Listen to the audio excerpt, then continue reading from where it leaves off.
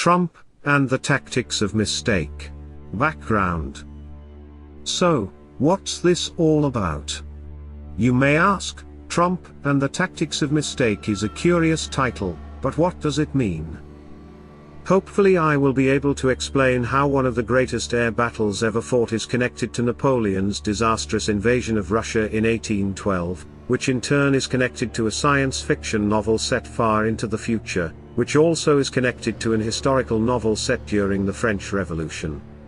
From that novel I hope to explain how a clown's character fits in with today's political climate with an interesting link to a popular children's character from the early 20th century. At the center of all this is President Trump and an enigmatic character known only as Q. In the end you will be left with a picture made up of connected dots, and hopefully you will be able to see things as I see them. Ultimately this may be an exercise in a kind of pareidolia, where I'm seeing things that aren't really there. It would be funny if that were true and I would laugh at myself. But true or not, I will share with you what I see, or rather, believe I have been shown, and leave it up to you to decide for yourself. Also, hopefully, I will be able to explain why I'm sharing this. First, it is to give hope to those who see the evil and confusion in the world and wish things were better but feel like giving up. Second, it is to show those people practicing evil that they have been played, it is too late for them and justice is coming. Whatever the case, you're free to make up your own mind on these things. I won't be offended if you think I'm wrong or even crazy. As long as you read or listen to this I will thank you and hope we can remain friends. Key terms. There are several key terms you need to be aware of which will be explained in due course. 1. Tactics of mistake. 2. Scaramucci model. 3. Types. 4. Strategic depth. Part 1, Tactics of mistake. Some of you may already be researching the term tactics of mistake, or already be familiar with it, and understand how it relates to a particular novel called Tactics of Mistake, but that's not where all this started. Please allow me to explain the order in which this happened, so you can understand my thought process and my personal sense of shock and amazement, as things were revealed to me. I love history, particularly military history, and earlier this year I read an article on the Big Week, or Operation Argument, an air campaign in February 1944 designed to break the back of German air superiority over Europe in preparation for the D-Day invasion. I will go into more explanation on this later, especially how it relates to President Trump, and the secret war going on around us, but for now I will only say there was something that kept bugging me and niggling at the back of my mind about this campaign, and how it relates to President Trump and the character known as Q. Then one day I watched a video on YouTube on Napoleon's invasion of Russia in 1812, which gave me a ground war example of the concept that was taking shape in my mind. It actually hit me right between the eyes, and I remember sitting here at my desk and making a series of connections with what happened then and what is happening now. A few days after that the words "the tactics of mistake" kept dropping into my mind, bugging me, annoying me. I remembered that I had read that book while I was in high school, and it being about a soldier caste called the Dorsai. I did a quick search on the internet and found more information that really fascinated me, that the concept illustrated in that novel came from another novel, where the central character played a clown with a certain genius for fencing, and the name used by this clown is very close to one referred to by Q in a number of posts, but I haven't seen anyone else make the connection. About a week after that, the family was watching an adaptation of a famous children's novel for a movie night, and I had another revelation about President Trump. If what I believe is true, then it's conceivable that President Trump has totally played a lot of people. He has fooled those who hate, and deride him into thinking he is an idiot, when in reality he is not. In my mind, it's possible that Donald Trump has been playing a very long game using the tactics of mistake. If this is true, then I think he has had help in doing so, probably from many people of power and influence, for decades now. Tactics of mistake explained. Tactics of Mistake was written by Gordon R. Dickson as a serial in 1970-71, and then later released as a novel. It basically serves to set out the foundation of the Dorsai, a fictional soldier cast in sci-fi novels, and the philosophy of their founder. There are a number of books in the Dorsai series and I thoroughly enjoyed reading them when I was in high school. The central character of this novel is Lieutenant Colonel Cletus Graham. He develops a new military strategy based partly on fencing, and he calls it the Tactics of Mistake, where the focus is on enticing one's opponent into overreaching, and being ready to take advantage of the mistake. Over time, Graham builds the Dorsai into a powerful and effective fighting force able to defeat larger forces with fewer casualties. However, a key concept from the novel is that the training is not limited to just the military. Every Dorsai, man, woman and child regardless of age, becomes a warrior. At one point, with their forces spread across several worlds, their home planet is invaded and effectively defended by the citizenry, who are led in battle by a woman in her late 90s. Ultimately, the people themselves became the key custodians and true source of Dorsai power. Let me repeat that, the civilian population, the people themselves, were trained so well that they could defend their freedoms against great military powers from other worlds.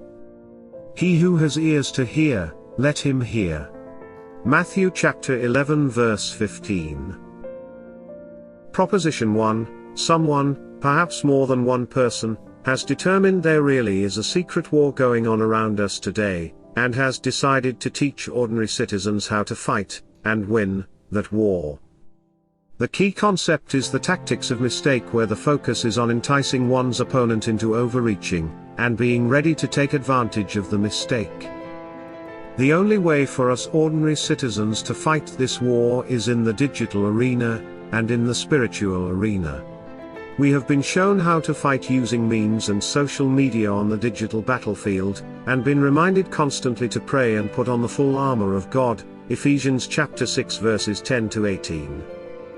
How has our enemy overreached in fighting against us? I can list a few things. Antifa burning cities and killing innocent people in the USA. The phony impeachment of President Trump. The constant false accusation of collusion with Russia. Limiting freedom of speech of conservative voices in social media. The COVID-19 pandemic with associated lockdowns. Constantly claiming President Trump is a racist and misogynist. I could go on.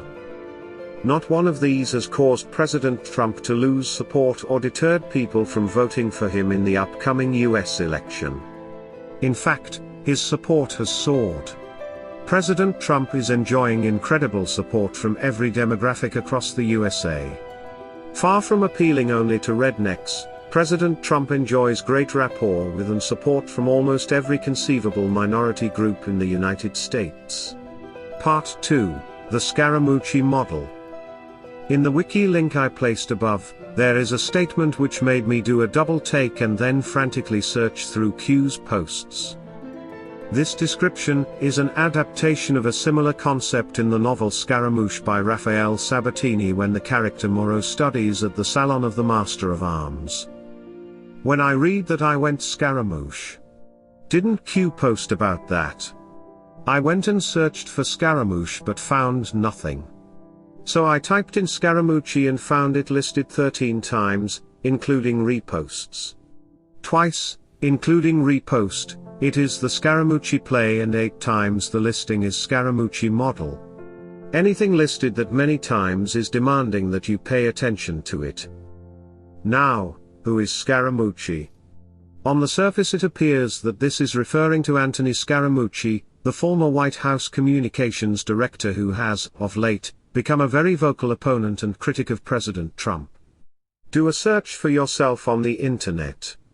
He has had some pretty harsh things to say. I have to admit I am confused as to what this means, if it is referring to Anthony Scaramucci where there are posts about the Scaramucci model. But what if this is referring to something else? A wheels within wheels type of thing, that's actually a Dune reference, not a reference to Ezekiel's vision. What if this is actually a sly reference to Scaramouche, the novel by Raphael Sabatini? This novel, set during the French Revolution, tells the story of a young lawyer who, following the death of his childhood friend, seeks vengeance and vows to continue his friend's work. In order to hide his true identity, he becomes an actor playing a roguish buffoon character, in other words, a clown. He is also referred to as a scheming rogue. He also becomes a revolutionary, politician, and fencing master, confounding his enemies with his powerful orations and swordsmanship. He is forced by circumstances to change sides several times. The book also depicts his transformation from cynic to idealist. Is there something tickling at the back of your mind yet? Is there someone else who lost his closest friend who is often depicted as a clown yet has astounded many with his politics and powerful orations? Proposition 2. Donald Trump has recreated the character of Scaramouche in his own life following the death of his closest friend, John F. Kennedy Jr. In doing so, he has tricked many people into underestimating him. He has employed the tactics of mistake in his own life, both in business and now in politics, to draw out people opposed to him. He always puts himself out as a target to draw criticism and attacks from those who despise him, but in doing so they expose themselves for who they are, and they then lose their own support and positions of influence and power. Part 3, The Big Week. The Big Week was also called Operation Argument, and it ran from 20th until the 25th of February 1944. It was a series of massive bombing raids carried out by the United States Army Air Force and RAF Bomber Command, with the US forces operating during the day and the British forces operating against the same targets, at night. The purpose of the bombing raids wasn't just to destroy German targets on the ground, but actually it was more about drawing out the Luftwaffe, German Air Force, into engaging the bombers. Up until this point, the Luftwaffe was inflicting heavy damage on the US bombers with their twin-engine heavy fighters, but by February 1944 the P-38 Lightning and, in particular, the P-51 Mustang were able to escort the bombers all the way to Germany and back to base in England. The Luftwaffe heavy fighters were no match for the US fighter planes and so began to ignore the bomber formations, hoping to preserve their forces for another day. However, General Doolittle made the German aircraft factories the target of the bombing raids, which forced the Luftwaffe to engage the bombers. But that's not all. The US fighters were also ordered to withdraw from protecting the bombers, who were now effectively bait for the Luftwaffe. The P-51 squadrons stood off until the bombers were attacked by the German planes, then they were able to engage the German fighters and sweep them from the sky. The back of the Luftwaffe was broken as they could not replace the lost planes and pilots effectively, and by D-Day, on June 6, 1944, the Allies had achieved air superiority over Europe. Proposition 3. Those conservative voices in social media who developed successful online programs and have been banned from their platforms, like Red Pill 78, In Pursuit of Truth, X22 Report and so on, are the modern application of the Big Week. In effect, they are a type, or a version or reinterpretation of the battle that was fought in the air over hostile territory during World War II. These modern-day bombers have hit their targets in politics and the media time and again, and have drawn out their enemies successfully so that they now expose themselves when they attack. Now everyone can see the bias and evil inherent to Google, Facebook, YouTube and Twitter, and not just them. Even PayPal and Patreon have been exposed. We were once asked to take the oath as digital soldiers who are fighting to support President Trump, and to get the message out there. It wasn't a joke. This is from a modern-day General Doolittle who has successfully used us to draw out those people opposed to freedom, democracy, the human spirit, our love for our countries and our devotion to God, just like Doolittle used the US bombers to draw out the Luftwaffe. They have exposed themselves and now justice will be served upon them. Part 4, Napoleon's invasion of Russia. The sheer scale and depth of this event is simply mind-boggling. Napoleon invaded Russia on 24 June 1812 with 685,000 soldiers, intent on forcing Russia to surrender and break their ties to the British, with whom they had continued to trade. Napoleon's forces moved quickly through western Russia without succeeding to destroy the Russian armies, as the Russians used their strategic depth to keep falling back and using a scorched earth tactic to deny Napoleon the use of supplies and crops available in the Russian countryside. In addition to this, the Cossacks frequently raided the French forces, never allowing them to rest. The French army was also feeling the effects of the heat of summer, with many men falling sick along the way. By the time Napoleon reached Moscow, he had won numerous minor battles and 2 major battles at Smolensk and Borodino. Yet, for all these victories, Napoleon still had not defeated the Russian army, nor had the Emperor of all Russia, Alexander I, surrendered. He was still safe in the capital, St. Petersburg, and the Russian army was still mostly intact outside of Moscow. Napoleon had lost more men fighting his way to Moscow than he would lose fighting his way back to France, and when he finally reached Moscow, which was vital to him for winter quarters and to force the surrender of Russia, it burned to the ground around them. Thus, with not enough of the city left to lodge his remaining army, and no food to feed them, Napoleon was forced to retreat. By the time the French army left Russia, it is estimated that they lost 500,000 men. But it was worse than that. Every army, in those days, had civilians who followed along to do laundry, prepare food and so on. This included women and their children. Those people were either captured by the Russian army or were wiped out as collateral damage in the fighting, or died from the bitter winter weather that hit during the retreat. There were civilian casualties in Russia as well, with perhaps as many as 1 million people dead. Proposition 4, Napoleon's invasion of Russia in 1812 is a type, or illustration of the current-day political battle faced by President Trump. Napoleon wanted to reach Moscow in order to force Russia to surrender and give his men safe quarters for the harsh Russian winter. For the Democrats, they have been desperate to get to the 2020 election and win by any means necessary, in order to try and stop what is coming. Along the way, they've won battles and skirmishes in the guise of the Mueller investigation and the phony impeachment. It's conceivable they even contributed to the COVID-19 pandemic hitting the USA in the first place. Even if they didn't, certain Democrat governors certainly made things worse along the way.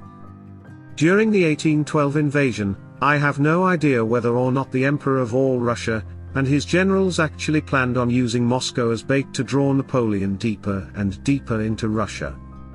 But it was certainly Napoleon's goal.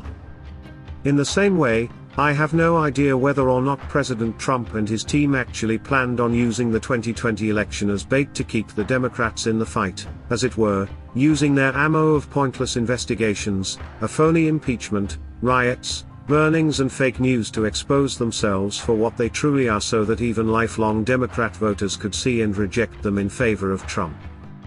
But it has turned out that way. Regardless, the concept of strategic depth has come into play. For Russia in 1812, the distance from the Russian border to Moscow was the strategic depth that allowed them time and space to preserve as much of their armies as possible, while continuing to fight and drain Napoleon's forces and stretching his supply lines beyond the breaking point. For President Trump, the guaranteed 4 years between elections is the strategic depth that has allowed him enough time to weather the storm of the Democrat attacks, build a digital army and begin to expose the horrendous crimes and corruption of Democrats and Republicans alike. The tantalizing thought of taking Moscow drew Napoleon far beyond the point of no return. Likewise, the possibility of the Democrats winning the 2020 election has also drawn them far beyond the point of no return. They have lost huge swathes of their traditional supporter base and they may never recover. Part 5, Trump, of Trump Tower. There's a famous character found in children's books who is known for his excesses, lack of self-control and self-aggrandizement. He is a frustrating character who frequently boasts of how he is the best at everything, even, at the end of the story, at being the most humble. He is an aquatic creature, typically green in color. I am, of course, referring to Toad. Toad, of Toad Hall. Proposition 5, I may be totally wrong about this, but I really get the feeling that the character people associate with President Trump is nothing but an adaptation, a mask, as it were. The public face of President Trump, the one that draws all the criticism and irritates people who dislike him intensely, is, to my mind, a performance. A good one, at that. I've watched old interviews with President Trump and he comes across as a deeply thoughtful man with unique insights and views on how to make life better for everyone. Compare that with how he is depicted today when people mock and impersonate him. I'm the greatest ever, ask anybody. That's a paraphrase but an accurate depiction of how people believe President Trump thinks of himself. But I contend President Trump wanted people to think of him like this. Conclusion? Okay, so what's the point of all this? I have no agenda in sharing this. I'm even trying to remain as anonymous as possible. I guess I had an insight one day into President Trump and his team and I felt I needed to share it. Now, whether this has been by divine inspiration I honestly don't know, but I can tell you that as a Christian who serves in a number of positions in my local church, I sometimes get words for people, or have visions about them or have insight into people, their lives and where they're at, so I can pray for them or encourage them. That's not from me, it's a gift from God. I take no credit.